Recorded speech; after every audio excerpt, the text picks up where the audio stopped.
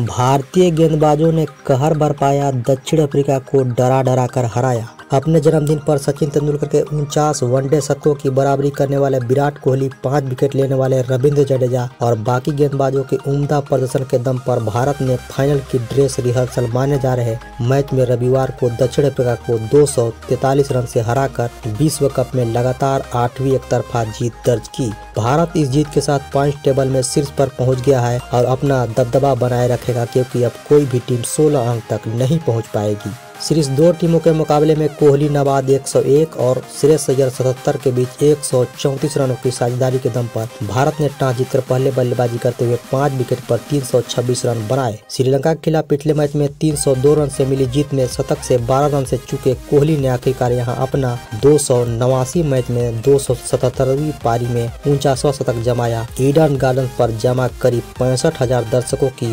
अपेक्षाओं पर खरे उतरते हुए कोहली ने यह यादगार पारी खेली। जवाब में दक्षिण अफ्रीका की टीम 27.1 ओवर में 83 रन पर आउट हो गई। इस जीत के बाद भारत 8 मैचों में 16 अंक लेकर शीर्ष पर है। उसे आखिरी लीग मैच में बेंगलुरु में 12 नवंबर को नीदरलैंड से खेलना है। दक्षिण अफ्रीका इतने ही मैच में 12 अंक के साथ दूसरे स्थान पर है और दोनों टीमों के विश्व कप फाइनल में भिड़ने की पूरी संभावना जताई जा रही है। पूरे टूर्नामेंट में जबरदस्त फॉर्म में चले भारतीय गेंदबाजों ने एक बार फिर उसी प्रदर्शन को दोहराते हुए दिग्गज बल्लेबाजों से भरी दक्षिण अफ्रीका की टीम को एक स्कूली टीम की तरह 19 साबित कर दिया। टूर्नामेंट में अभी तक सर्वाधिक 545 रन बना चुके क्विंटन डिकाक को 5 रन पर दूसरे ही ओवर में मोहम्मद सिराज की गेंद पर बोल्ट हो गए और इस झटके से दक्षिण अफ्रीका की टीम उबर नहीं सकी। उसके लिए सर्वाधिक 14 रन 7वें नंबर पर उतरे मार्को जेसन ने बनाए। टूर्नामेंट में अब तक रन उगल रहा उसका शीर्ष क्रम मोहम्मद सिराज, मोहम्मद शमी और जसप्रीत बुमराह का सामना नहीं कर सका।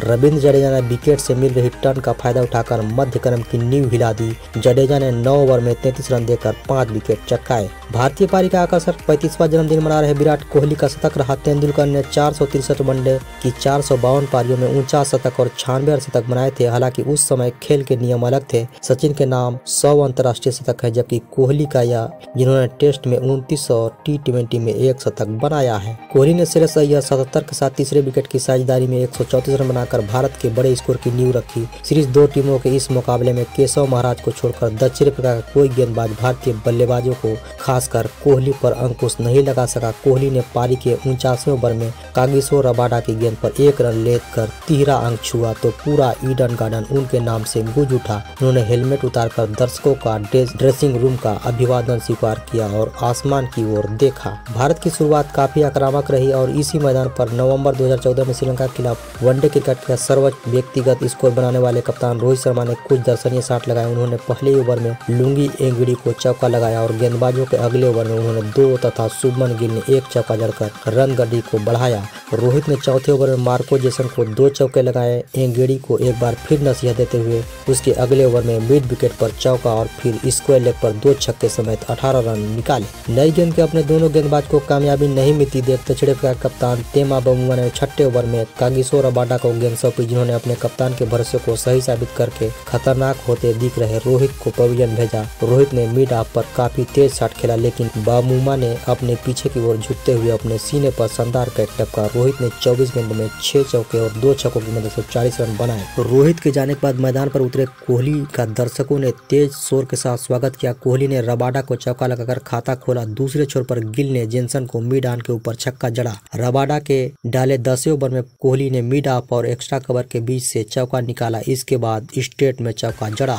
इस टूर्नामेंट में दक्षिण अफ्रीका के सबसे कामयाब स्पिनर केशव महाराज 11वें ओवर में गेंदबाजी के लिए आए और गिल को बोल्ड कर दिया। गिल इतने हैरान थे कि DRS ले डाला, लेकिन फैसला गेंदबाज के पक्ष में रहा। भारत का दूसरा विकेट 93 के स्कोर पर गिरा। भारत के 100 रन पर 13.1 ओवर में बने। इस बीच महाराज के साथ दूसरे छोर से स्पिनर तबरेज शमशी उतरे और उन्होंने दोनों भारतीय बल्लेबाजों को बांधने की कोशिश की। इस बीच कोहली जब 37 रन पर थे, महाराज ने विकेट के पीछे लपके जाने की अपील की, जिससे मैदानी अंपायर ने खारिज कर दिया। बबुमा से बात करने के बाद DRS लिया गया, लेकिन लेकिन रिप्ले से साफ था कि गेंद कोहली के बल्ले से छूकर नहीं गई थी और टीवी अंपायर ने कोहली को नॉट आउट करार दिया। कोहली और श्रेयस ने ढीली गेंदों को नसीहत देते हुए रन बनाने की सिलसिला जारी रखा। इस बीच महाराज के 10 ओवर का कोटा पूरा हो गया, जिन्होंने सिर्फ 30 रन देकर 1 विकेट लिया। श्रेयस ने 30वें ओवर में शम्सी को 2 चौके जड़े और एडम मार्कन को 34वें ओवर में 1 छक्का लगाया। शतक की ओर बढ़ते देख रहे श्रेयस अय्यर हालांकि एंगड़ी की गेंद पर हवाई शॉट खेलकर गलती कर गए और मार्कम ने उनका कैच लपककर 134 रन की इस साझेदारी का अंत कर दिया।